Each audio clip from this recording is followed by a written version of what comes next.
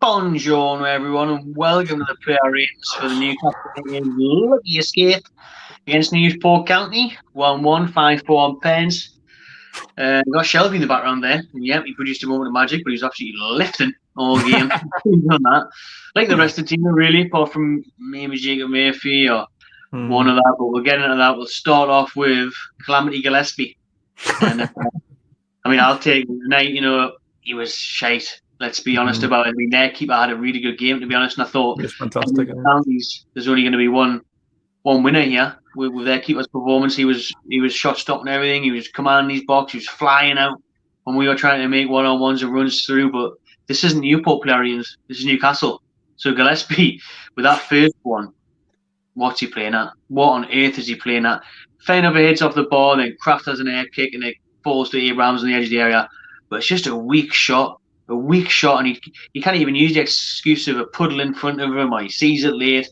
It's just a parry away, or he could probably even catch it. He just doesn't do enough for it at all. I don't know what he's thinking, what he's playing at.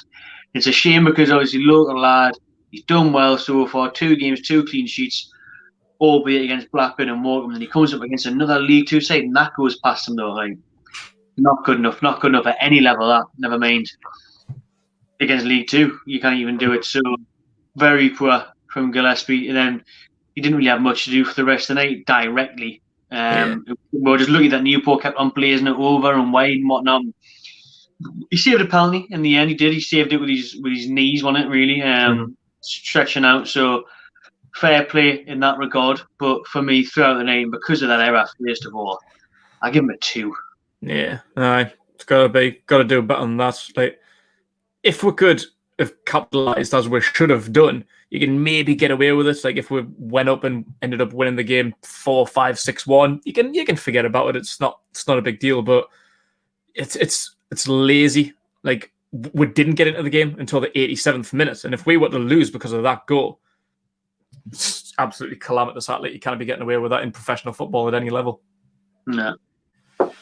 Javier Manquillo, I thought, was very, very poor the day. One of the worst games he's had in a 2 shirt. You can maybe put it down to fatigue. He plays a lot of minutes because we haven't got a great lot of option there. He either plays at right back or left back. There's quite a few of them in the team I wouldn't like to have played, but that's just the depth and the quality of the squad. It's just not good enough. Manquillo has to play regularly on one side or the other. So maybe you can put it down to that, but he was poor. His crossing was appalling. I think I said the same about him against Tottenham at the weekend. His first touch and he's passing up the line. It's absolutely shocking. He just kind of passes straight ball and just touch, passing, crossing. It's all been fucking terrible. Yeah, poor game for Manquillo. Yeah, I'll give them a 2 as well. Krafth in the middle. Krafth, shite tonight as well. To be honest, we did the job. We've been sticking up for him quite a bit on the channel. We comes into his unnatural position of centre back because he is a right back. Play tonight, like I mentioned, his air kick for the goal. It's just no excuse for concentration levels to not be putting your aces through that. Like it's not like it's coming at blistering pace. It really isn't. Get rid of that. And tonight he was just having a bit of a mare. I think again in comparison to the keepers, in comparison to the defenders, our defence was shocking tonight. Yeah, and then class. They wanted it more. They were gritty, determined, bodies in front of everything. Ours just looked off the pace and uninterested. Poor game from Krafth, 2 as well. Yeah. You could probably say the same about Fernández as well. I think I can maybe say the same for Fernández as I mentioned before about Manquillo. Just a lot of game time. He was the one that battled through the end of last season after lockdown, played every minute of every game when he was quite clearly knackered, and Manquillo was the same. He didn't really have his greatest game against Tottenham the other day, and today, like he was the captain the day as well. He had the responsibility of the armband without Lascelles and without Ritchie and Hayden. And it was poor, lazy, sloppy against the League 2 opposition. You can probably you can maybe get away with putting in 70-80% effort and get away with it, but the day, the effort from the majority of them, it was really, really poor. I give Fernández a 3. Nearly scored though. Nearly bailed about at the end. Got one clear off the line, didn't he? I didn't even see what happened. I didn't see the replay on that. It just seemed like a bit of a scuffle. I didn't realize it was Fernandez. Was the head out? Right. We still poor. No, that was a body. Yeah. We still poor throughout the game, like really poor. Left back. Disappointing Lewis, because we've got high expectations. Yeah. £15 million signing, potential, well thought after youngin. Again, especially first off, where is he? Where the fuck is he? His positioning worries the shit out of me. Yeah, it definitely does. I mean, like I said during the watch along, you give him the benefit of the doubt against Lampley, he's going to cause anyone problems with his pace and trickery. But League Two, if you're struggling against League Two, what's going on? Surely there's something in there with Liverpool being after him, the champions. But today, I don't know, he wasn't good enough. Him, like everyone else, woke up with about 10-15 minutes to go. His delivery got a lot better as the game went on. Yeah. Picked out Callum Wilson a couple of times, to be fair to him. So he improved as it went on. We'll stick up for him. We'll give him the benefit of the doubt. He's a young lad, but he is Premier League experienced. So let's hopefully we'll see better in the future. He's come back from that nasty eye injury. There's still no excuse for your feet, though. So today, he still wasn't good defensively. Attackingly, he got better as the game went on. I give him a 4. Yeah. And I'll go on to the background cover star. Ooh, 4-star boy. You know what it is? If the game finished on 80 minutes, I'd give him 0. Definitely. He was fucking shocking the day. Uninterested. Mentioned the lads at the back being uninterested. Between him and Andy Carroll. Like I say, if the game finished on 80 minutes, they could both go home with their heads between their legs. They were fucking shocking. The two of them should have been slapped back to Newcastle the whole way on the bus. Matt Ritchie, just there. If Matt Ritchie was there, Matt Ritchie would kick the piss out of both of them today.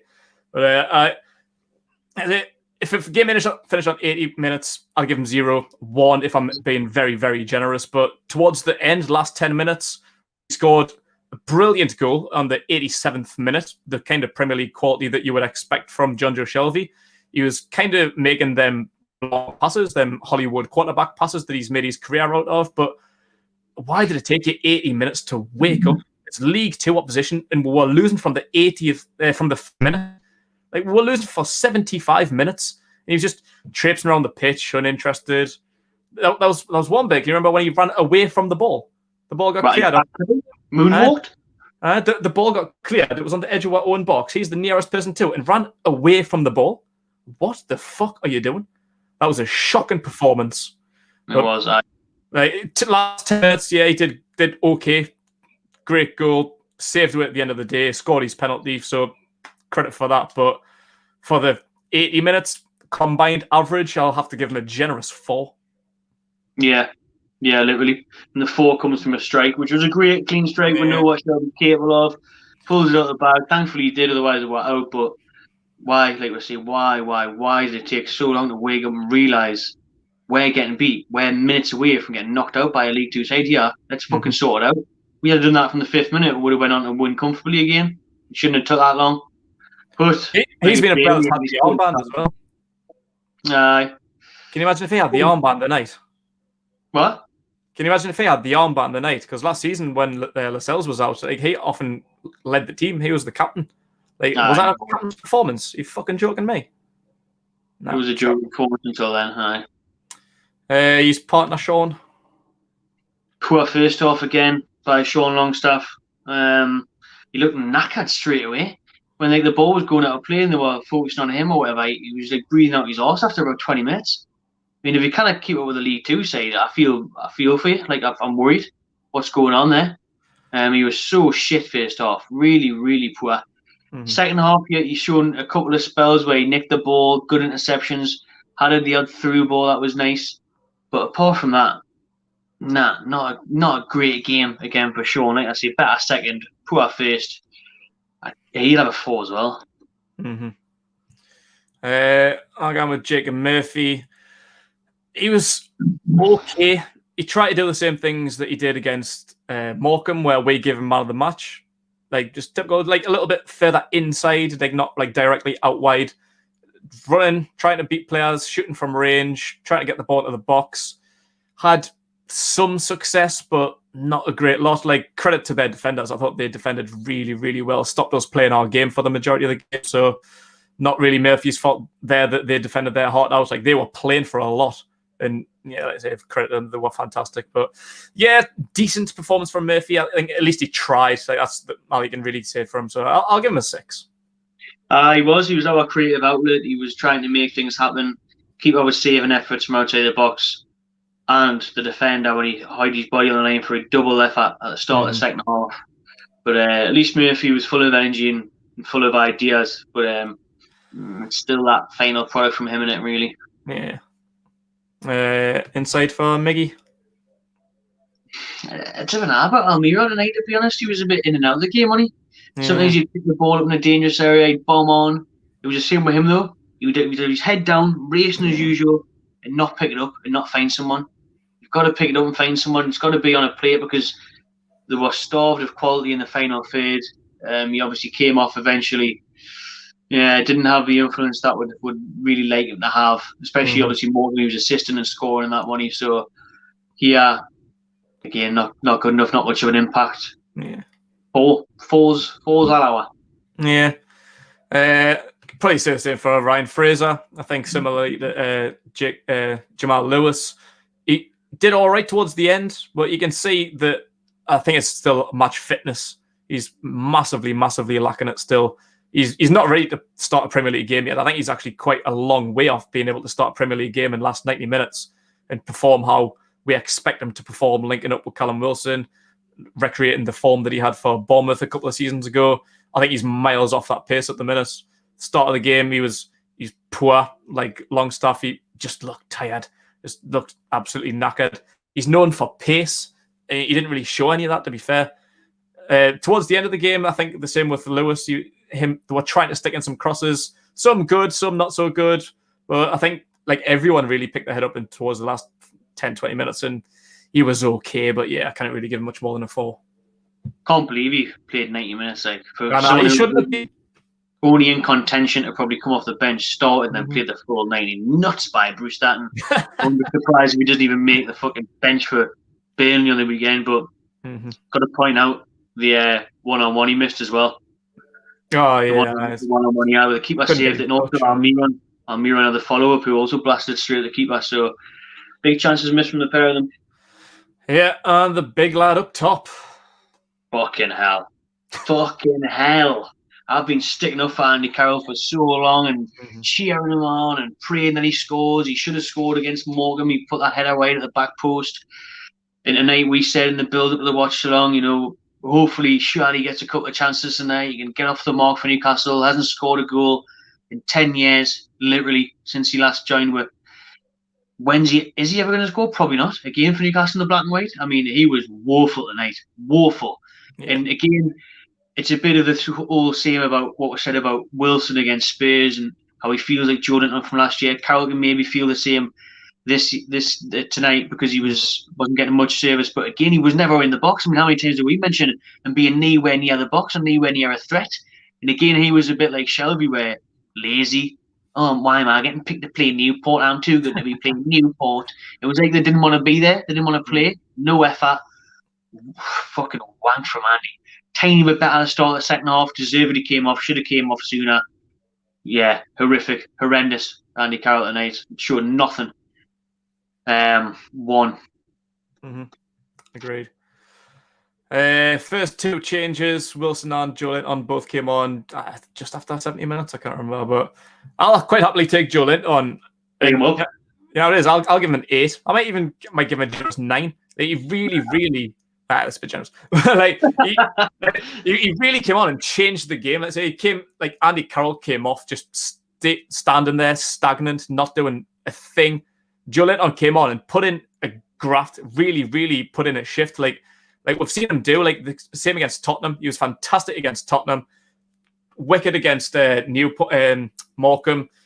He just changed the game. He wanted to be everywhere. He was dropping deep. He was in the middle of the park. He was out wide. He was up top. He was absolutely everywhere. Winning balls, passing it off, bringing it forward. Class. I remember one bit in the middle of the park. He was kind of like on like the centre spot. He had the ball and he was just looking around. He's like throwing his arms up. Like, what are you doing? Like, he had no options. Like, no one was getting open for him. And like, I love that determination in him. Like kicking off at people, going, yeah, give us a fucking option. Like, where is everyone? Like, so I love Joe Linton on the day. He really, really changed the game. Give Wood a spark that Wood were craving for 70-odd minutes. So, yeah, 8 for Joe Linton. His dribbling was impressive. And ball control again. I was gutted for him that he missed the penalty. Absolutely gutted. Yeah. I know you can do about that. I'm pleased that we ended up winning, because if we were lost, and everyone would be on his back. Like, everyone loves a villain. He's the pantomime villain for Newcastle at the minute. Everyone loves to point fingers and make him the scapegoat. So if we lost that game, I'd feel massively sorry for him. I hope the missed penalty doesn't dent his confidence, because it's finally on the rise. Thankfully, we got the win, so hopefully he doesn't feel too bad about it. But I'll let you go, Callum Wilson. Good in terms of, you can see again, he's actually a striker. The balls that were coming into the box, he tried an audacious overhead kick at one point. Again, he's still heading over the ball, though. Why is he always heading over the ball? One time I can get him away with it because he was leaning backwards. But the one before that, he should probably be hitting the target. And we've seen what happened at Brighton when he put one over the ball. But he made a difference, just like Joe Linton when he came on, in the area at the right time, making the runs, beating these defenders. Linked up well as well. I remember he did a nice little 1-2 with Jacob Murphy that fed him through, and Murphy blasted it way wide. So Wilson made an impact. Good when he came on. Just didn't get a clear-cut chance, but needs to work on his header a bit. I give him a 6. Yeah, he's just them fucking headers. Jesus Christ. Last change, Schär. He started quite brightly, to be fair. I think he almost scored it as soon as he came on. I think there was a corner, went to the back post. He got a little bit of scuff on it. Didn't quite get enough on it. That was just after that as well. He was trying to run forward, as we're seeing him. We call him Shario Ramos. He was trying to be that creative centre back, dribbling forward. He tried to do that once. That's all I've really seen of him. But I can't really give him enough to give him a positive rating. But he did all right. So I'll give him a 4 for a little cameo. And the big man, he did score his pen. Good penalty. Brucey, wank again. I mean, look at the night. Even outplayed by a League 2 manager. Yeah, League 2 manager outdoing Brucey. He bailed out by a Shelvey winner class. That Shelvey, Brucey even said, "I didn't see it happen. Didn't see it coming." What kind of motivation is that for your team, where he's on the sideline, probably just giving up with 10 minutes to go, 5 minutes to go? Give up after 5 minutes. Give up after going 1-0 down. Unbelievable from Bruce. Fucked it tonight. Fucked it. Probably risked Fraser too soon. Carroll Storm was a bad shout up top there by himself. I mean, how good was Lewis? It's just not good enough. I mean, their formation, their tactics, the pressing, everything was better than ours. Again, just copy and paste, hope for the best. It's just whoever's the quickest player on the pitch, we'll give it to him. Whether it be St. Maximin, Almirón, or Nathan Murphy. That's all it ever is under Steve Bruce. It's fucking useless. He's fucking useless. But the thing is, it looks good on paper again. Quarterfinal. Great. Easy draws every round. It was penalties to beat League 2 fucking Wales. I mean, unreal. So bad. 2, because we got through. All right, I'll end up. Jackie Bart's in the comments there, saying Joe Linton's changing the game. Big up Jack Bart. Make sure you check him out and subscribe on Instagram and all. Jackie, how we doing, lad? You're right. Joe Linton did change the game. And who would have thought we'd be seeing stuff like that, Yeah, exactly. I mean, Joe Linton did bits tonight. Like we say, his ball control, he's dribbling, dropping deep, wanting the ball. I just hope his confidence doesn't drop after missing his pen. Deserves a start against Burnley. Yeah, I'd fully agree. But Burnley on the weekend, it's frightening. Decent team, Burnley. They've started the season poor, but we've struggled against them in the past. And when we have to go to penalties against the League 2 team, it's absolutely frightening. And I'm not looking forward to it, because the last 2 Premier League games have been a fucking shambles. Tonight was a shambles. I need a holder. But we're through. We're through the quarter. Here we come. Who's next? Man City. Easy. Man United are 1-0 at half time. Everton 1-0 up or 1. Don't know. We're going to get beat regardless. There's no lower league teams now. So enjoy that, last fuckers. Drop your ratings in the comments below. Subscribe to my channel TV and enjoy yourself.